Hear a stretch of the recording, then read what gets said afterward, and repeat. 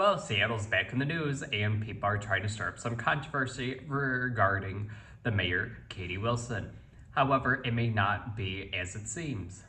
People are recently criticizing her for her failure of not delivering 500 new tiny homes for the homeless population in the city, as she previously promised. Instead, 75 tiny homes were built. There's also some controversy related to the costs.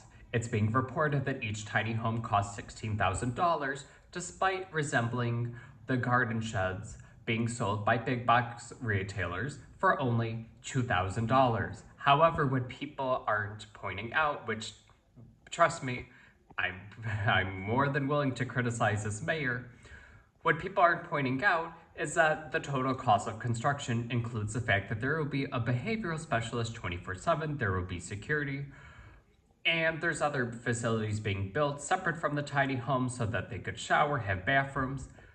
But the problem, which people are right to point out and criticize her for, is the fact that in order to move into these tiny homes, individuals do not have to give up their dependency to certain illegal substances, which people are pointing out could mean that these tiny homes will be destroyed very quickly due to contamination, because if these are not truly tiny homes in the traditional sense that people think that could cost up to $100,000, these essentially are glorified garden sheds, which means they can become contaminated very quickly.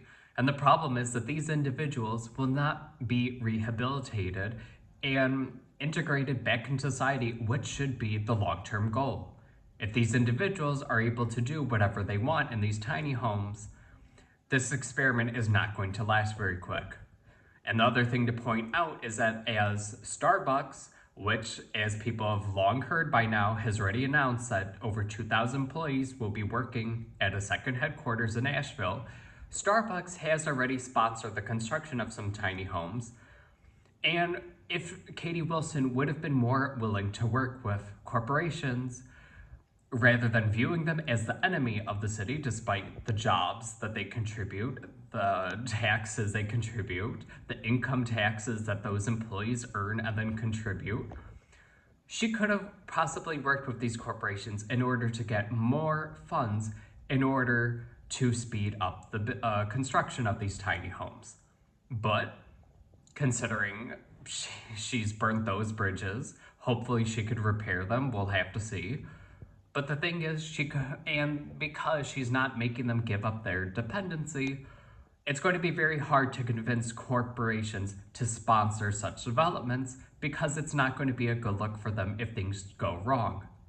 People would be a lot more forgiving, the general public, if there may be some small incidences as people are working through their dependencies, because as it's been documented for years, it's a very difficult process, which is why it's important to avoid these substances in the first place. And that, yes, there is a certain level of grace that needs to be given to individuals fighting dependencies.